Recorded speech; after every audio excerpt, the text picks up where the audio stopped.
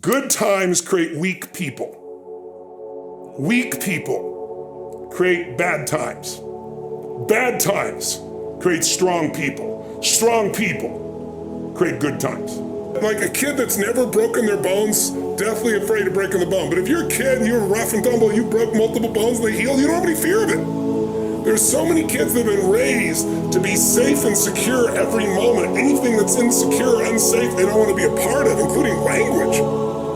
And what it does is make you incredibly weak and fearful. And that's why there's so many people that are abundant that are angry all the time.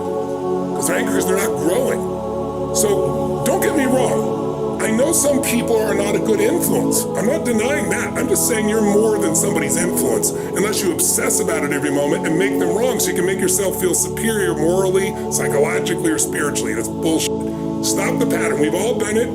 Catch yourself. Because if you want joy, happiness, and freedom and an extraordinary life, it will not come from blame. It's my future. The past only equals your future if you live there. If you're using a rear view mirror to guide yourself, you're gonna crash. So what you've been through is horrific. What you've been through is unjust. I'm on your side. But if you hang on to it, you have no future. And you have no one to blame but yourself. I used to be depressed. I don't get it anymore. I just took it out of my life. I even took the language of it out of my life. Because the words you create a biochemical response. But when I did that decades ago, because I was like having those thoughts like, is there a reason to still be here? That kind of crazy shit in your head. I got out of it by using anger originally. I'd much like, sometimes if somebody's really sad or depressed, I'll make them angry. People are like, what's he doing? He's making them angry. Because angry is much more resourceful than depressed. From anger, I can get you to laughter, I can get you to taking action. And then gradually I got where I didn't need anger. It was about growth, it was about contribution, it was about meaning. So there's like stages to go through. But to answer your question, they should work on both their business side of their life and personal, one of each. And in order for either one of those to work, you need to be in a strong emotional state. And if you start with your body, like I start every morning in my cold water, start every morning with my workout, I start every morning like feeding my mind, right? So there's certain things you gotta do physically so you're strong enough to remember the truth. Because remember, fear is physical.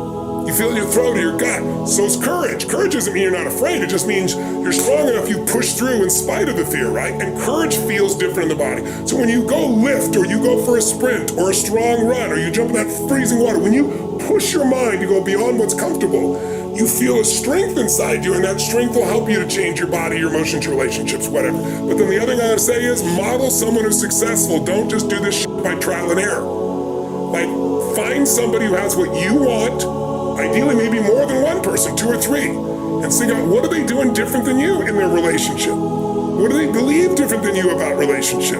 If it's their body, what are they doing different? They're not lucky. They're doing things differently. You might be slightly biochemically different, but there's patterns there that you can see. And so instead of learning by trial and error, which can take decades you may never learn, Jim Rohn taught me success leaves clues, man. Find someone's got what you want, study what they do, every aspect of it, and then add yourself to it. And that's the pathway to speed of transformation. So now, like, I've done it. I'm not the only person. There's so many companies that went from worse off than they'd ever been in their history to the best off because they found a way to pivot. Something inside me says, I'm responsible for this life. And part of that's because I started reading when I was 13, 14 biographies of people, the greatest people in history, and reading their lives and finding out, guess what? Their lives were far from perfect. Some of them had worse lives than I had. But when you have no reference and all you do is go online, you talk to other people, it's making everybody else toxic, and I'm like this, and they didn't do that, then you get to have this shitty life just like those other people. Why are they online so much? Because they don't have a life. Right? Don't be one of those. Free yourself from the chains of your past. I'm not saying your past doesn't matter, but listen, my mother, I tell people this all the time, and it's the truth. If my mother had been the mother I wanted her to be, the mother she should have been, I would not be the man I'm proud to be today. It's like your growth is the only limit to your happiness. If you're not happy, you're not growing in some area. And usually it's a place where you're blaming, you're pointing the finger. I don't care if it's government, don't get me wrong. People can be unfair, unjust, that's for sure happens. But you can't control that. You can't make it not happen. What you have to do is become stronger than any of it so you're free. Freedom comes from growth. Freedom does not come from control. Because control is an illusion. You can't control everybody. No matter how hard you try, you can't control what they think or feel. And not everybody's going to be fair and just. And you, my dear friends, and I have not always been fair and just. whether we admit it or not. It's just the nature of being a human being. If you change the body, you'll change the emotions. If you change the emotions, you'll change your decisions, you'll change the quality of your life. Because the quality of your life is your emotions. It's not what you get. You can have $1 billion and commit suicide. People have done it, right?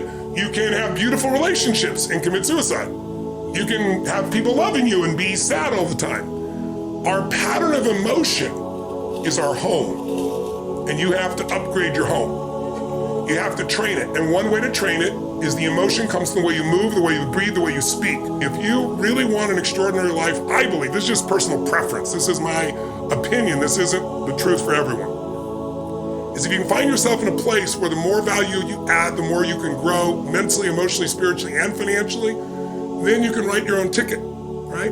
And so owning your own business to me is one of the ways to do that, or partnering with somebody in a business, or working for somebody, but where they treat you as a partner, you get a piece of the business.